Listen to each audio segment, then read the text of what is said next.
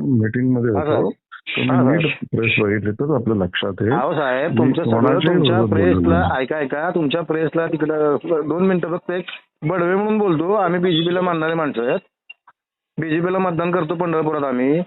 आज काँग्रेसच्या काळात मंदिर ताब्यातनं आमचं काढून घेतलं. त्याच्यानंतर 2014 पासून आजपर्यंत आम्ही अक्षरशः आमच्या लोकांना भिकेला लावलं त्या काँग्रेसने, म्हणून आम्ही बीजेपीचा हात धरला.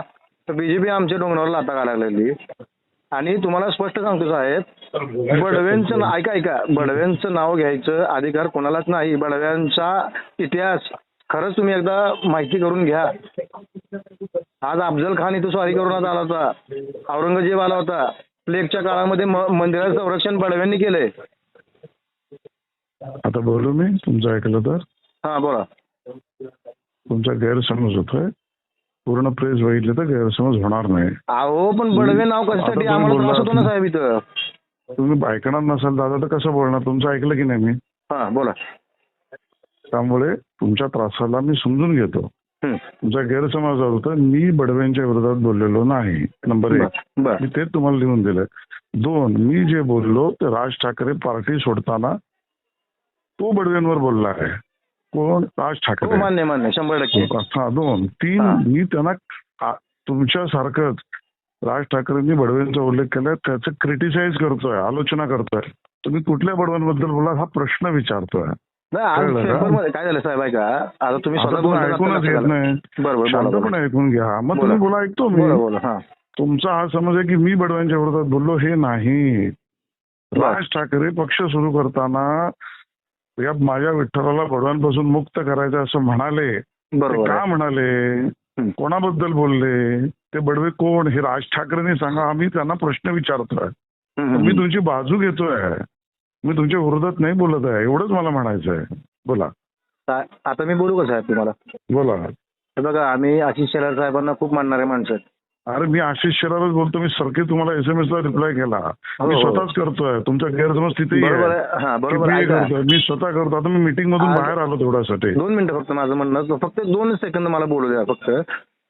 आज आमची परिस्थिती इतकी वाईट अवस्थेत आहे साहेब.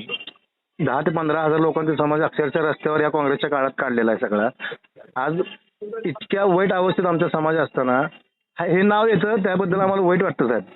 माझे वडील अक्षरशः तडफडून मेले मंदिर ताब्यातनं गेल्यानंतर. हॅलो. मी ऐकतोय. परत बोललो तर तुम्ही म्हणाल ऐकत नाही. बोला. हा माझे वडील तडफडून मेले 15 दिवसात. आज मंदिराचं संरक्षण हजारो वर्षापासून बडव्यांनी केलं. कट्टर हिंदुत्ववादी बडवे समाज आहे लक्षात ठेवा. आणि तो समाज कायम आजपर्यंत तुमच्याबरोबर आहे. ह्याच्या पुढेही तुमच्याबरोबर राहील.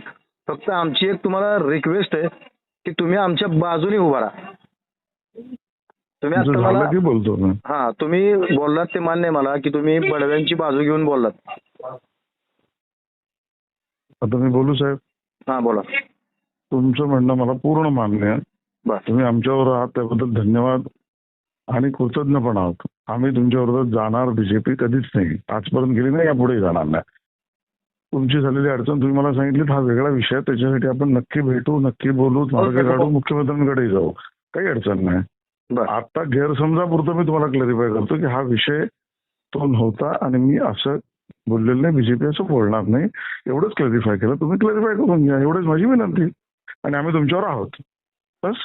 आणि तुम्हाला भेटायचं साहेब मला. मी पण मुंबईला येणार आहे. पुढच्या आठवड्यात या घरी भेटू आपण. पांडुरंगाचा प्रसाद घेऊन येतो. पांडुरंगाची मूर्ती, पांडुरंगाचा एक बडवे म्हणून बरं का, जे जुने पुजारी हजारो वर्षापासून. या नाही स्वागत करेन मी तुमचं. या. आणि फक्त एक आहे. आता मला जाऊ द्या मीटिंग मध्ये दादा. तुमच्यासाठी मी बाहेर आलो बोलायला. ओके ठीक आहे. चालेल. ओके.